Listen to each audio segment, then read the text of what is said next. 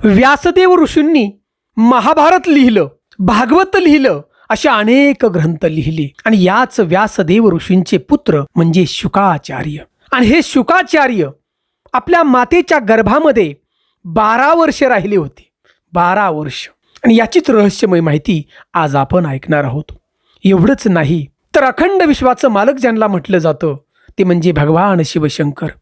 आणि भगवान शिवशंकरांनी माता पार्वतीला अमरत्वाची कथा सांगितलेली होती. आणि ही अमरत्वाची कथा या तिन्ही लोकांमध्ये एकमेव शुकाचार्यांना ऐकली होती. अमरत्वाची कथा याचंही रहस्य या व्हिडिओच्या माध्यमातून आपण जाणणार आहोत. त्यासाठी व्हिडिओ शेवटपर्यंत आपण पहा. सुंदर अशी ही कथा ऐकल्यानंतर मोह माया याच्यापासून आपल्याला मुक्ती मिळेल आणि भगवंताच्या पायाशी जागा मिळेल. बघा, एवढी ताकद या शुकाचार्यांच्या चरित्राची आहे. आणि त्यासाठी व्हिडिओ शेवटपर्यंत आपण पहा. ओम नमो भगवते वासुदेवाय नम अशी कमेंट आम्हाला जरूर करा.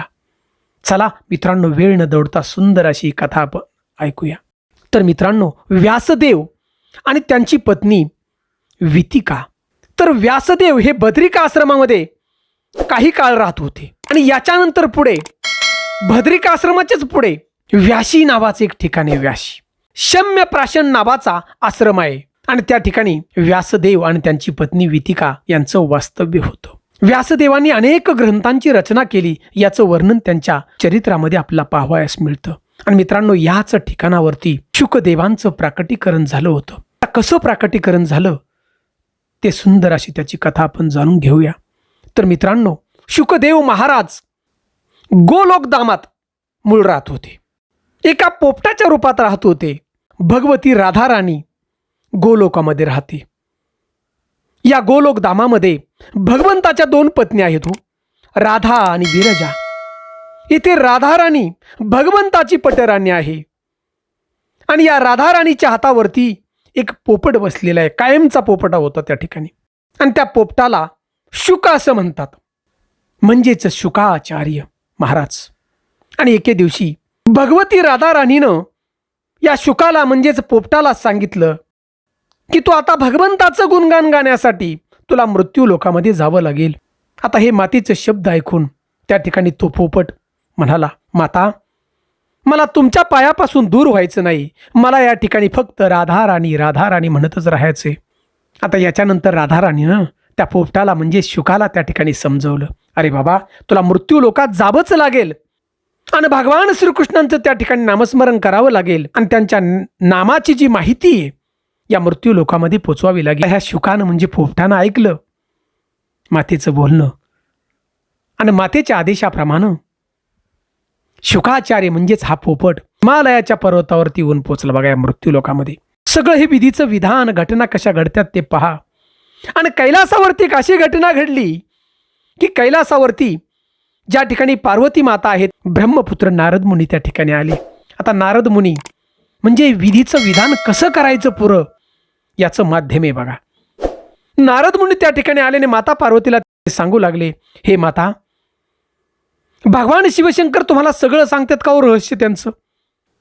माता पार्वती त्या ठिकाणी म्हणाले, मला सगळं भगवान शिवशंकर सांगतात, त्यांचं काय असेल ते रहस्य.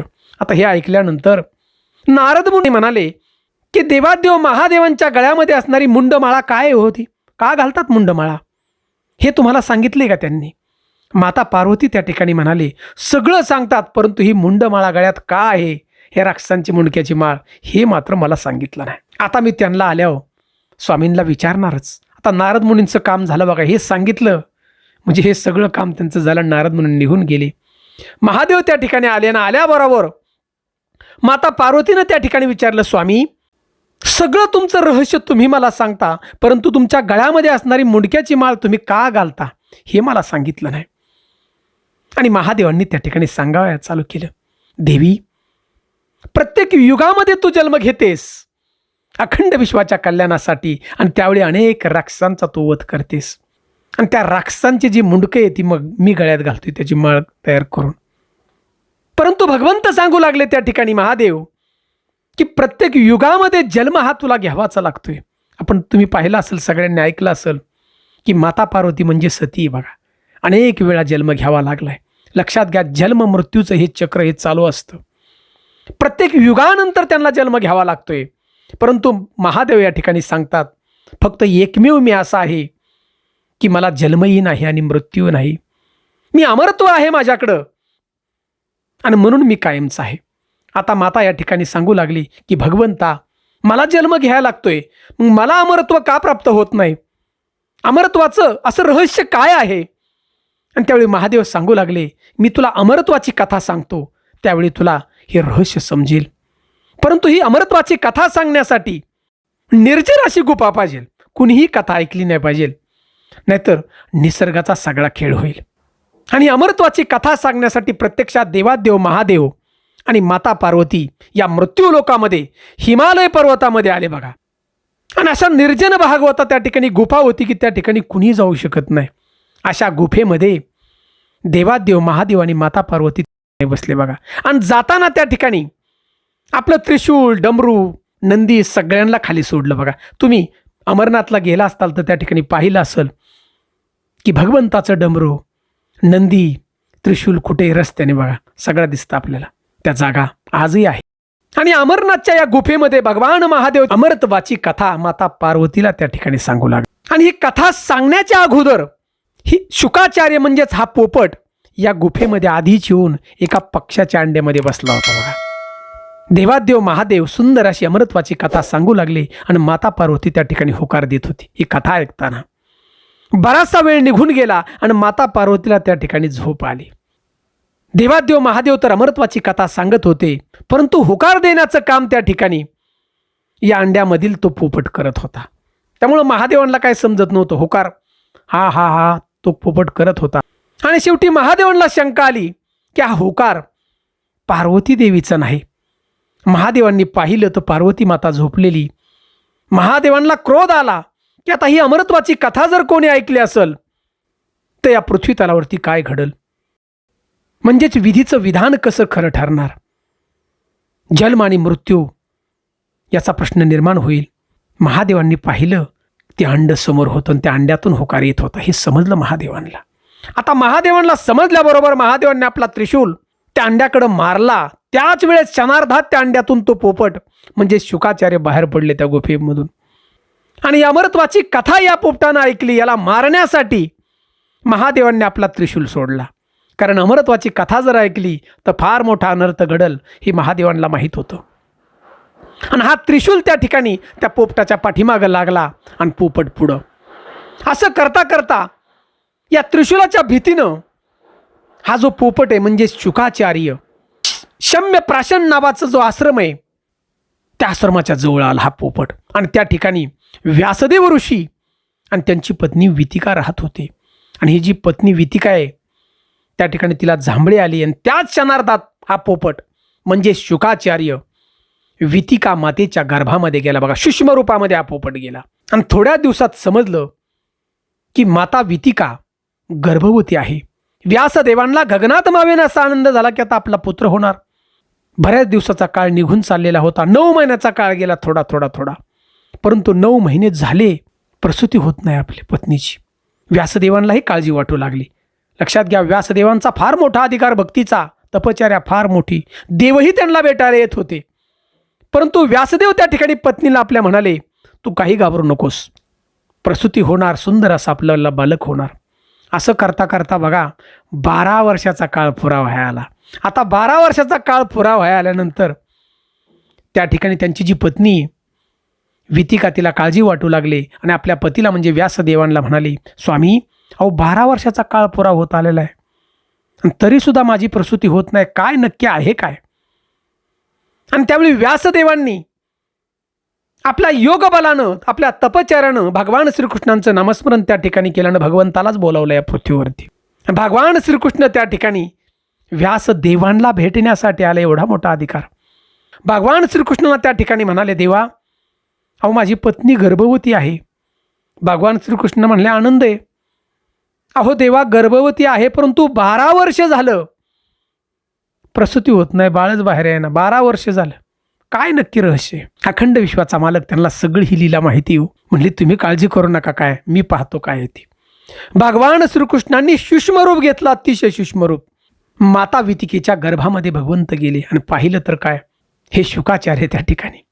शुकाचार्यांना भगवंत त्या ठिकाणी म्हणले, अरे 12 वर्ष झालं तू आत राहिलाय, या गर्भामध्ये किती गंदगी आहे, किती यातना आहेत, तुला त्रास होत नाही का तुला, तू बाहेर ये. त्यावेळी हा पोपट म्हणजे शुकाचार्य त्या ठिकाणी म्हणाले, भगवंता मी बाहेर येतो, परंतु मला या मृत्यू लोकातील माया आहे, त्या मायेची मला फार भीती वाटते, कारण माया नको मला. आणि भगवंताचा त्रिशूल महादेवांचा तो बी पाठी. भगवान श्रीकृष्ण त्या ठिकाणी शुकाचार्यांना म्हणले, आता त्रिशूल तुला काय करणार नाही, कारण तू अमरत्वाची कथा ऐकली, आणि ही जी माया आहे या पृथ्वीवरील म्हणजेच या मृत्यू लोकातील या मायेपासून तुला काही त्रास होणार नाही, माया तुझ्या जवळ येणार नाही, असं वचन मी तुला देतो, तू बाहेर ये बाबा.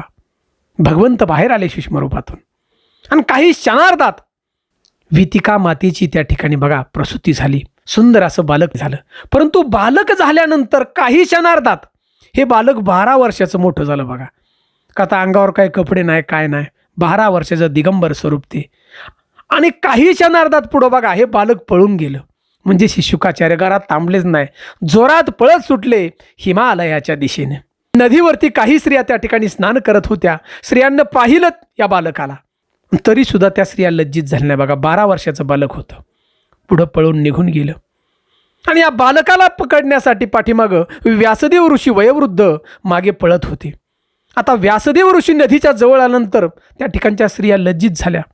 व्यासदेव ऋषी त्या ठिकाणी थांबले आणि त्या ठिकाणी विचारलं की माझा तरुण मुलगा 12 वर्षाचा पुढं पळत गेला, कपडे नाहीत अंगावर, त्यावेळी तुम्ही लाजला नाही, आणि मी आता एवढं वयोवृद्ध असताना तुम्ही लाजताय, याचं कारण काय? त्यावेळी त्या स्त्रियांनी सांगितलं की 12 वर्षाचं जे बालक पुढं पळत गेलं ते आम्हाला स्त्रीही दिसलं नाही आणि पुरुष दिसलं नाही, दोन्ही गुण आम्हाला त्याच्यामध्ये दिसले नाही, त्यामुळे आम्हाला लाजायचा प्रश्नच कुठे येतोय. आणि त्यावेळी व्यासदेव ऋषींना हे सगळं रहस्य कळालं बघा. बालक तर पुढं निघून गेले आणि शुकाचार्य हिमालयाच्या गुफेमध्ये भगवंताचं नामस्मरण करू लागले. दिगंबर आहेत ते, कपडा कुठलाही अंगावरती नाही, कारण मायेला ते भीत होते. आणि याच्यानंतर व्यासदेवांनी बघा, थोडक्यात या ठिकाणी मी सांगतोय, व्यासदेवांनी पुढं भागवत त्या ठिकाणी लिहिलं. भागवत म्हणजे भगवंताच्या पायाशी जाण्याची जागा आहे बघा. ही भागवत नुसतं ऐकलं ना, एवढी ताकद भागवताची. मग आता हा भागवत ग्रंथ माझ्या मुलालाच द्यायचा आहे आणि माझ्या मुलानंच त्याचा प्रचार या पृथ्वीतलावरती करावं, असं व्यासदेव ऋषींची इच्छा होती. आणि त्यांनी आता मुलगा तर यायचा कसा, मुलगा पळून गेला, मग हे द्यायचं कसं भागवत? अखंड विश्वाच्या कल्याणासाठी भागवत आहे हो. लोकांनी भक्ती मार्गाकडे जावं यासाठी हे भागवत आहे. व्यासदेवांनी भगवान श्रीकृष्णांची तपश्चर्या केली आणि परत बघा देवाला इथं बोलवून घेतलं पृथ्वीतलावरती, आणि भगवंताला हे सगळं सांगितलं की माझ्या मुलाला हे भागवत मला द्यायचे प्रचारासाठी. आणि हा शुकाचार्य म्हणजेच माझा मुलगा, हा तर काही येत नाही, गुफेमध्ये बसला येतो. म्हणले ऋषी महाराज तुम्ही काळजी करू नका, मी त्याला आणतो. आणि भगवान श्रीकृष्ण त्या ठिकाणी बघा त्या गुफेमध्ये अदृश्य रूपात गेले आणि सुंदर असा बासरीचा तो आवाज येऊ लागला. समाधिस्थ झालेले शुकाचार्य जागे झाले, चोहोबाजूनी पाहिलं, फक्त आवाज मधुर बासरीचा, अमृतावनी तो आवाज, परंतु कुणी दिसाना त्या ठिकाणी. शुकाचार्याने आवाज दिला, तुम्ही कोण आहात, मला दिसू द्या तर. फक्त बासरीचा आवाज येत होता. परंतु शुकाचार्यांच्या मनामध्ये एक शंका आली की माझे पिता तर नाही आले या ठिकाणी मला न्यायला, कारण पित्याला सुद्धा पाहिलं सुद्धा नव्हतं बघा. जसं बाळ गर्भातून बाहेर आलं तसं लगेच 12 वर्षात झालं, बाहेर आल्यानंतर पळत सुटलं. शुकाचार्याला शंका आली की माझे पिता असावेत. सगळी लीला बघा भगवंताची. आणि शुकाचार्य हिमालयातून आपल्या पित्याला भेटण्यासाठी बद्रिकाश्रमाच्या जवळ आले बघा. शम्यप्रास नावाचा आश्रम त्या ठिकाणी होता, तिथे आले बघा. माता आणि पिता दोन्ही होते. आल्याबरोबर व्यासदेवांना प्रश्न विचारला, पिताश्री तुम्ही आलता का मला न्यायला? म्हणले मी नाही आलो. मग कोण होतं? बासरी वाजत होती. व्यासदेवांच्या डोळ्यातून पाणी आलं आणि व्यासदेवांनी त्या ठिकाणी आपल्या मुलाला म्हणजे शुकाचार्याला सांगितलं, अरे कल्पोनकल्प हजारो वर्ष ज्या वेळेला तपचार्य होते त्यावेळेला भगवान श्रीकृष्णांचं दर्शन होतं. तुझं भाग्य फार मोठे, तुला 12 वर्षामध्ये तुला भगवंताचं दर्शन झाले. अखंड विश्वाचे मालक आहेत ते. त्यावेळी व्यासदेवांनी हे भागवत शुकाचार्यांच्या हातात दिलं बघा, अखंड विश्वाच्या कल्याणासाठी आणि या भागवताचा प्रचार करण्यासाठी.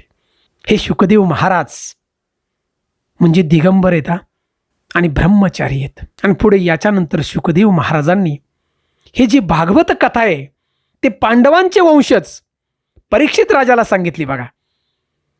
आणि या परीक्षित राजाला ज्या वेळेला शृंगी ऋषींनी शाप दिलेला होता की 7 दिवसात तुझा सर्प चावून मृत्यू होईल, आणि हा राजा गंगा नदीमध्ये त्या ठिकाणी एक महाल बांधला होता, नदीत जाऊन बसलेला होता. आणि त्यावेळी शुकाचार्य त्या ठिकाणी आले आणि 7 दिवस हे भागवत कथा सांगितली होती परीक्षित राजाला. 7 दिवस कथा ऐकल्यामुळं परीक्षित राजाला जे मृत्यूचं भय होतं ते निघून गेलं. आणि ज्या वेळेला 7व्या दिवशी सर्पदंश झाला राजाला, सर्पदंशाच्या अगोदर काही सेकंदात या परीक्षित राजाचा प्राण म्हणजेच आत्मा वैकुंठाला गेला बघा. 7 दिवस ही भागवताची कथा ऐकली होती गंगा नदीच्या किनारी. मित्रांनो, असं हे भागवताचं रहस्य आणि असं हे शुकाचार्यांचं रहस्य की जे 12 वर्ष आपल्या आईच्या गर्भात राहिले आणि अमरत्वाची कथाही अगोदर ऐकली होती. मित्रांनो, एवढी ताकद बघा भक्तीची. म्हणून आजही आपल्याला रामायण, महाभारत, ज्ञानेश्वरी असे ग्रंथ आपण वाचावेत आणि सुंदर अशा रहस्यमय माहिती गोष्टी छोट्या छोट्या आपल्या मुलांना घरातल्या सांगाव्या. कारण अध्यात्माकडं जाण्याचा हा मार्ग आहे. कितीही मुलं शिकली तरी शिक्षण आणि अध्यात्माची जोड असेल तर या संसाररूपी हे जीवन आहे आपलं, हा भवसागर आहे, हा पार करण्यासाठी उत्तम आपल्याला या ठिकाणी मदत मिळेल. सुंदर अशी कथा जर आपल्याला आवडली असेल शुकाचार्यांची, तर फक्त आम्हाला विश्वासानं ओम नमो भगवते वासुदेवाय नमः अशी कमेंट जरूर करा. जय हिंद, जय महाराष्ट्र.